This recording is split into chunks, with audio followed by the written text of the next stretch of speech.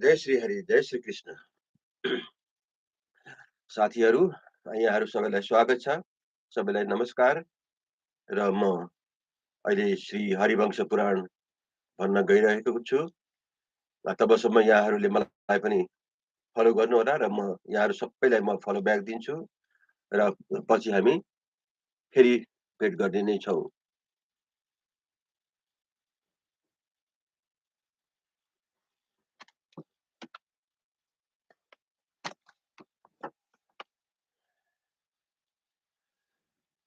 जय श्री हरि। कल तक हजुर नमस्कार नमस्कार है नमस्कार। म अब एकछिन 10 मिनट जति पुराण भन्छु। हमने कल तक श्रवण किया था, कुछ घोड़ों के रंग तोतों के समान हरे थे, कुछ मृग के समान धूमर वर्ण वाले थे। कितने ही घोड़ों के रंग मोरों के समान थे, कितने ही कबूतरों और हंसों के समान वर्ण से विभूषित थे। मैं आज श्री हरिवंश पुराण को अष्टपंचाशतम अध्याय प्रारंभ करने जा रहा हूँ, शुरू करने जा रहा हूँ। इसमें किन्हीं की आंखों मल्लिका के समान थी और किन्हीं की विरूप कुछ घोड़ों के वर्ण क्रौस पंछी के समान थे। वे सभी मन के समान वेगशाली थे। अनुपम पुरुषार्थ और भयंकर पराक्रम से युक्त बलवान महाबाहु एक चक्र ने पूर्वोक्त अश्वों को सेना को अपनी गधा के आघात से नष्ट कर दिया। अचित्य पराक्रमी श्रीमान रणाजी उस समर में समस्त देवद्रोहियों को उपस्थित देख उन सबको त्याग कर युद्ध से विरत हो गए। गधा युद्ध में कुशल तथा रथ युद्धपति महाबाहु रणाजी जिनकी सेना प्राय नष्ट हो गई थी, रथ के द्वारा इंद्र के समीप चले गए। दैत्यराज एक चक्र वहां 30 लाख रथियों का संहार करके रणभूमि में धूमर हित अग्नि के समान स्थित हो गए। उसी युद्ध में महान असुर बल, जिसे अपने बल पर घमंड था, अपराजित महात्मा मृग व्याध रुद्र के साथ युद्ध करने लगा। मृग व्याध नामक रुद्रदेव महान पार्षद घी की आहुति पाकर प्रज्वलित हुए, अग्नि के समान तेजस्वी थे। वो बल को देखते ही यहाँ उछलते कूदते हुए आ पहुंचे। कुछ महान वेगशाली घोड़ों से आए। वो सब के सब अग्नि के समान तेजस्वी तीखे अस्त्र एवं बाणों से संपन्न थे। तत्पश्चात उन वीरों ने उस महान असुर को उगते हुए सूर्य के समान तेजोमयी किरण मालाओं से अलंकृत एवं दीप्तमान देखा। युद्ध स्थल में खड़े हुए उस महान वेग, महान सत्व, महान बल, महती बुद्धि, महान उत्साह और विशाल काया से संपन्न महारथी महायोद्धा को संपूर्ण दिशाओं में अवस्थित देख वो रुद्र पार्षद घोर अस्त्र शस्त्र लिए और चारों ओर से उस पर टूट पड़े।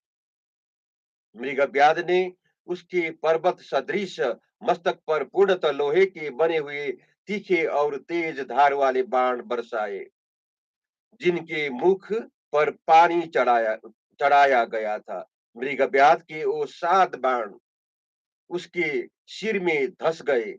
उस बाणों से अभिष्ट होकर महान असुर बल अपने चित्कार से दसों दिशाओं को निदानित करता हुआ आकाश में उड़ गया।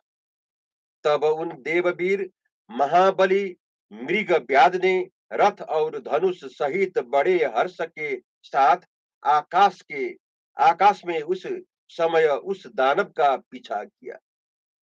जैसे वर्षा काल में पानी बरसाने के लिए उद्धत हुआ मेघ पर्वत को अपनी जलाधाराओं से ढक देता है, उसी प्रकार मृगव्याध ने आकाश में अपने बाणों की वर्षा से उस असुर को आच्छादित कर दिया है।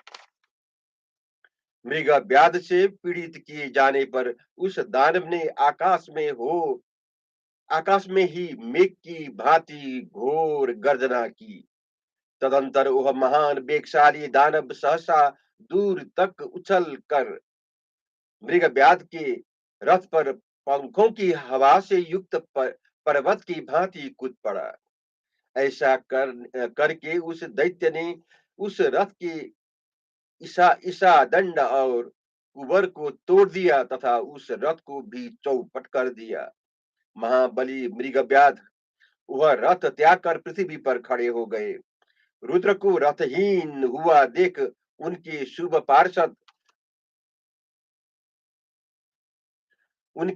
पार्षद आकाश में मुद्दर लिए खड़े हो गए। उनकी भयंकर आंखें आंखें क्रोध से लाल हो रहे थी। उन सब ने सहसा ऊपर उठकर निर्मल आकाश में बालासुर को घेर लिया और जैसे फरसों से वृक्ष काटा जाता है, उसी प्रकार भयंकर मुद्रों से उसे पीड़ित कर दिया। परंतु वो महारथी बल गरुड़ के समान पराक्रमी था। वह उन वेगवानों को वेग नष्ट करके पुनः पृथ्वी पर कूद पड़ा।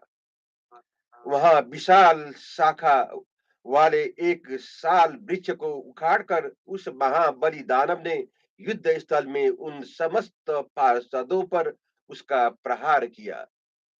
उन पार्षदों ने बल के शरीर को क्षत विक्षेद कर दिया था। अतः खून से लथपथ हुआ दानव शिरोमणि बल उगे हुए बाल सूर्य के समान शोभा पाने लगा।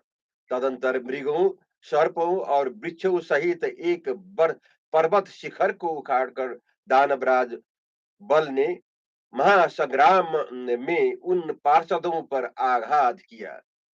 तत्पश्चात उन महान पार्षदों के व्यूह टूट जाने पर उस पराक्रमी असुर ने शेष सेना का नाश कर दिया। जैसे प्रलय काल में संवर्तक संवर्तक एवं सारी प्रजा का संहार कर डालते हैं, उसी प्रकार उस दानव ने घोड़ों को हथियार से हथियार हाथी से हाथियों को पैदल योद्धाओं को तथा रथों को नष्ट कर दिया। वहां मारे गए घोड़ों, हाथियों, टूटे धुरे वाले विशाल रथों और देवताओं से वहां की भूमि का मार्ग सब ओर से आवृत हो गया। इस प्रकार दैत्यराज बल और पराक्रमी मृग व्याध दोनों बलवान वीर मद की धारा बहाने वाले हाथियों के समान युद्ध में बढ़ चल रहे थे। जय श्री हरि, जय श्री कृष्ण। कल हम फिर इसी अष्टापंच तमो अध्याय को प्रारंभ कर श्रवण कराएंगे। जय श्री हरि, जय श्री कृष्ण।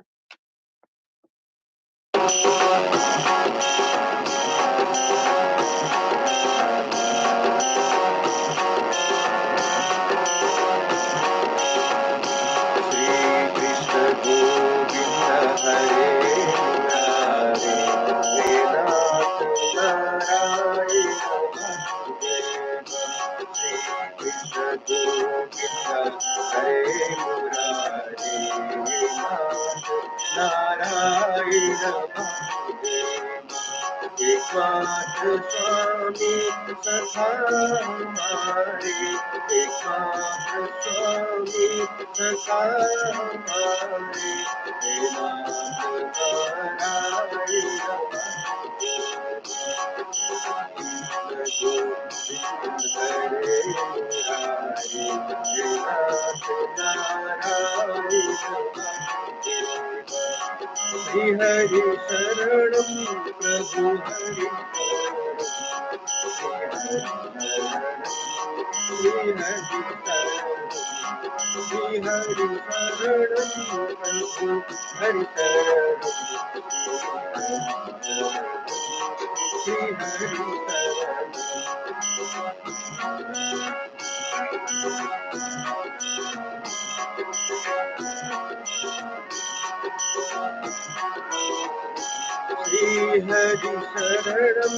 प्रभु हरि